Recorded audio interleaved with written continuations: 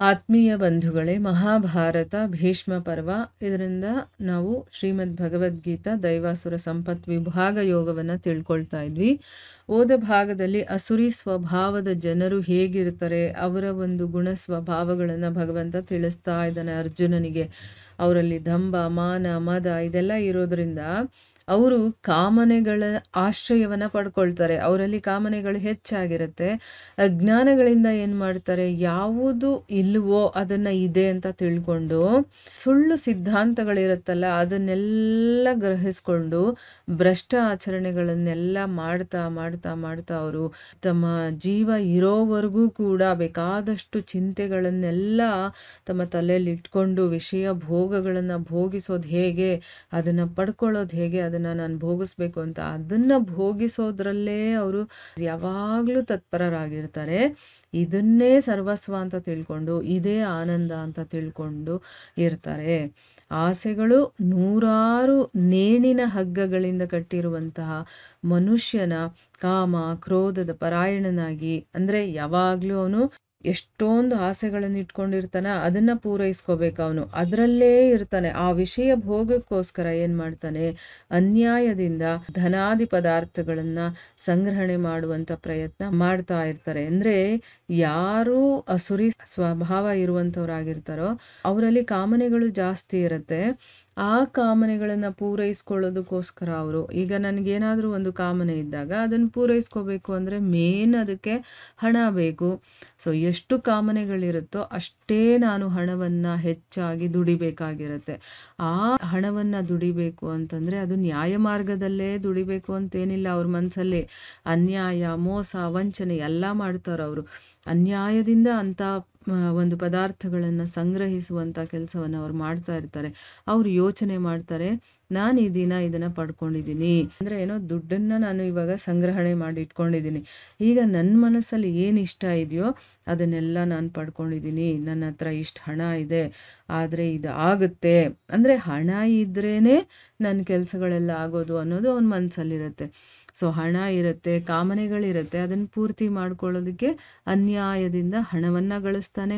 ಅದಿದ್ಬಿಟ್ರೆ ನನ್ನ ಮನಸ್ಸಿನ ಆಸೆ ಎಲ್ಲ ತೀರೋಗ್ಬಿಡತ್ತೆ ಅಂತ ಅವನು ಅಂದ್ಕೊಳ್ತಾನೆ. ಆಮೇಲೆ ಇನ್ನೇನು ಅಂದ್ಕೊಳ್ತಾನೆ, ನಾನು ನನ್ನ ಶತ್ರುವನ್ನು ಕೊಂದುಬಿಟ್ಟೆ ಅಂದರೆ ಅಲ್ಲಿ ಒಂದು ಅಹಂಕಾರ ಮತ್ತು ನಾನೇ ಇರಬೇಕು, ನಾನೇ ಇದನ್ನೆಲ್ಲ ಅನುಭವಿಸ್ಬೇಕು ಅನ್ನುವಂಥ ಮನಸ್ಥಿತಿ ಅವನದಾಗಿರುತ್ತೆ. ಅದಕ್ಕೋಸ್ಕರ ಹಣಕ್ಕೋಸ್ಕರ ಏನು ಬೇಕಾದರೂ ಮಾಡ್ತಾನೆ ಮತ್ತು ಯಾರನ್ನು ಬೇಕಾದರೂ ಕೊಲ್ತಾನೆ. ಆಮೇಲೆ ಶತ್ರುಗಳಿದ್ದರೆ ಅವರನ್ನು ಕೊಲ್ಲೋದೇ ಅವನ ಕೆಲಸ. ಆಮೇಲೆ ಬೇರೆ ಶತ್ರುಗಳನ್ನು ಇನ್ನೂ ಇದ್ದಾರೆ, ಅವರನ್ನು ಕೂಡ ನಾನು ಕೊಂದು ಬಿಡ್ತೀನಿ. ಈ ರೀತಿ ಎಲ್ಲ ಅವನು ಯೋಚನೆ ಮಾಡ್ತಾ ಇರ್ತಾನೆ. ಆಮೇಲೆ ಇನ್ನೂ ಅದಕ್ಕಿಂತ ಮುಂದೆ ಹೋಗಿ ಇನ್ನೇನು ಯೋಚನೆ ಮಾಡ್ತಾನವನು, ನಾನೇ ಈಶ್ವರ ಅಂತ ಕೂಡ ಯೋಚನೆ ಮಾಡಿ ಐಶ್ವರ್ಯವನ್ನು ಭೋಗಿಸುವಂಥವನೂ ನಾನೇ, ಮತ್ತು ನಾನೇ ಎಲ್ಲ ಸಿದ್ಧಿಗಳಿಂದ ಯುಕ್ತವಾಗಿದ್ದೀನಿ, ಎಲ್ಲ ಸಿದ್ಧಿಗಳು ನನಗಿದೆ, ಮತ್ತು ಬಲಶಾಲಿಯಾಗಿದ್ದೀನಿ, ಮತ್ತು ಸುಖಿಯಾಗಿದ್ದೀನಿ.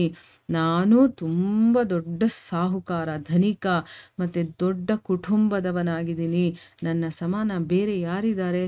ನಾನು ಯಜ್ಞವನ್ನು ಮಾಡ್ತೀನಿ, ದಾನವನ್ನು ಕೊಡ್ತೀನಿ, ಮತ್ತು ಆಮೋದ ಪ್ರಮೋದಗಳನ್ನು ಕೂಡ ಮಾಡ್ತೀನಿ. ಈ ರೀತಿ ಅಜ್ಞಾನದಿಂದ ಮೋಹಿತರಾಗಿರುವಂಥವರು ಮತ್ತು ಬೇರೆ ರೀತಿಯಿಂದ ಭ್ರಮಿತ ಚಿತ್ತ ಇರುವಂಥವ್ರು, ಭ್ರಮೆಗೆ ಒಳಗಾಗಿದ್ದಾರೆ ಅವರು. ಇದು ಯಾವುದರಲ್ಲೂ ಅವರು ತೊಡಗಿಲ್ಲ, ಬರೀ ಭ್ರಮೆ ಇದೆ ಅವರಲ್ಲಿ ಅಷ್ಟೇ. ಆಮೇಲೆ ಮೋಹ ಅನ್ನುವಂತಹ ಜಾಲದಿಂದ ಅವರು ಸಮಾವೃತರಾಗಿರ್ತಾರೆ.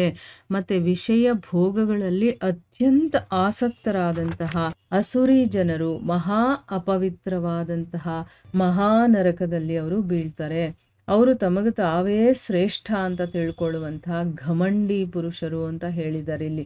ಅಂದರೆ ಯಾವುದೆಲ್ಲ ಭಗವಂತನ ದಯೆಯಿಂದ ನಮಗೆ ಸಿಕ್ಕಿದೆಯೋ, ಆಮೇಲೆ ಯಾವುದರಿಂದ ನಾವು ಇದನ್ನೆಲ್ಲ ಅನುಭವಿಸ್ತಾ ಇದ್ದೀವೋ ಅಂಥ ಭಗವಂತನೇ ಇಲ್ಲ ಅಂತ ಹೇಳ್ಬಿಡ್ತಾರೆ. ಮತ್ತು ಇದನ್ನೆಲ್ಲ ಮಾಡ್ತಾ ಇರೋನು ನಾನೇ, ನನ್ನಿಂದನೇ ಇದೆಲ್ಲ ಆಗ್ತಾ ಇರೋದು, ನಾನೇ ಯಜ್ಞಗಳನ್ನು ಮಾಡೋದು, ನಾನೇ ದಾನ ಕೊಡೋದು. ಈ ರೀತಿ ತುಂಬ ಅಜ್ಞಾನ ಅವರಲ್ಲಿ ತುಂಬಿಕೊಂಡಿರೋದ್ರಿಂದ ಅವರು ಮೋಹಕ್ಕೆ ಒಳಗಾಗಿ ಭ್ರಮೆಗೆ ಒಳಗಾಗಿ ಆ ಒಂದು ಮೋಹರೂಪಿ ಜಾಲದಿಂದ ಅವರು ಆವರಿಸ್ಕೊಂಬಿಟ್ಟಿರ್ತಾರೆ. ಬರೀ ವಿಷಯ ಭೋಗಗಳಲ್ಲಿ ಮುಳುಗಿರಬೇಕು. ಇದೆಲ್ಲವೂ ಕೂಡ ಬರೀ ಒಂದು ಪುರುಷ ಸ್ತ್ರೀ ಸಂಯೋಗದಿಂದ ಈ ಜಗತ್ತಾಗಿರೋದ್ರಿಂದ ಇಲ್ಲಿ ನಾವೆಲ್ಲ ಭೋಗಿಸೋದಕ್ಕೆ ಇರೋದು, ಅದಕ್ಕಿಂತ ಬೇರೆ ಕೆಲಸ ಬೇರೆ ಏನೂ ಇಲ್ಲ ಅನ್ನೋ ರೀತಿ ಅವ್ರು ಯೋಚನೆ ಮಾಡ್ತಾರೆ. ದೇವರು ಮತ್ತು ಉನ್ನತಿ ಅಂತ ಒಂದು ಮಾರ್ಗ ಇದೆ, ಆಮೇಲೆ ಆಧ್ಯಾತ್ಮಿಕ ಅನ್ನುವಂಥದ್ದು ಒಂದಿದೆ, ಅದೆಲ್ಲ ಅವರು ಯೋಚನೆ ಮಾಡೋದಿಲ್ಲ. ಅದ್ರ ಬಗ್ಗೆ ಅವರಿಗೆ ತಿಳುವಳಿಕೆನೂ ಇಲ್ಲ, ಮತ್ತು ತಿಳ್ಕೊಳ್ಬೇಕು ಅನ್ನುವಂತಹ ಒಂದು ಜ್ಞಾನನೂ ಇರೋದಿಲ್ಲ. ಯಾಕೆ ಅಲ್ಲಿ ಅಹಂಕಾರ ಅನ್ನೋದು ಅಡ್ಡ ಬರುತ್ತೆ. ನಾನು ನಂದು ನನಗೇ ಎಲ್ಲ ಗೊತ್ತಿರುವಂಥದ್ದು ಈ ರೀತಿಯೆಲ್ಲ ಯೋಚನೆ ಮಾಡ್ತಾ ಇರೋದ್ರಿಂದ ಅಲ್ಲಿ ನಾನು ಅನ್ನೋದನ್ನು ಬಿಟ್ಟರೆ ಅವರಿಗೆ ಬೇರೆ ಯಾವುದೂ ಕಾಣಿಸೋದೇ ಇಲ್ಲ.